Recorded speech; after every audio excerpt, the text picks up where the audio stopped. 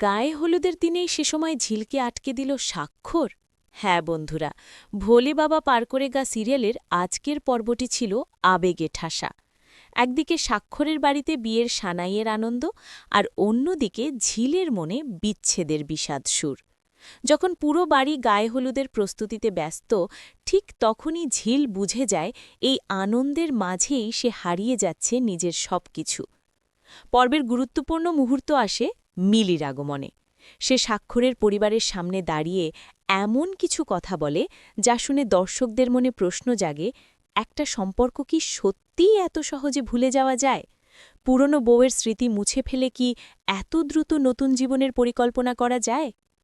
মিলির কথায় স্বাক্ষরের বাবা মা স্পষ্টতই অস্বস্তিতে পড়ে যান। অন্যদিকে বস্তির বাড়িতে ঝিল নিজের ব্যাগ গুছিয়ে ব্যাঙ্গালোরে যাওয়ার সিদ্ধান্তে অটল।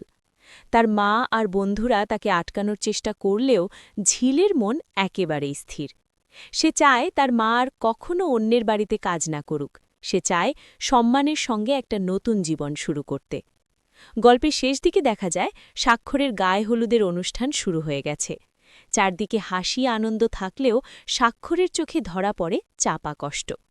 হলুদের রং তার গায়ে লাগলেও মনে জমে আছে ঝিলির স্মৃতি আর অপূর্ণ ভালোবাসার যন্ত্রণা। সে মনে মনে ভাবে ঝিল তাকে ঠকিয়ে চলে গেছে, কিন্তু সে কি জানে ঝিল কেন শহর ছাড়তে চাইছে?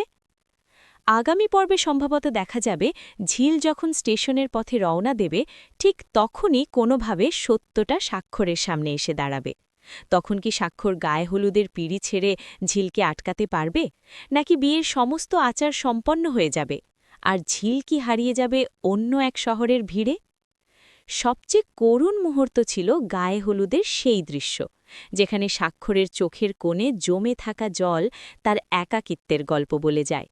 ভুল বোঝাবুঝির এই দেয়াল কি কোনোদিন ভাঙবে? ঝিল কি ব্যাঙ্গালোরে গিয়ে নিজেকে প্রতিষ্ঠিত করতে পারবে? মিলি যেভাবে স্বাক্ষর পরিবারকে কথা শোনাল, সেটা কি ঠিক ছিল? আপনাদের মতামত কমেন্টে জানাতে ভুলবেন না।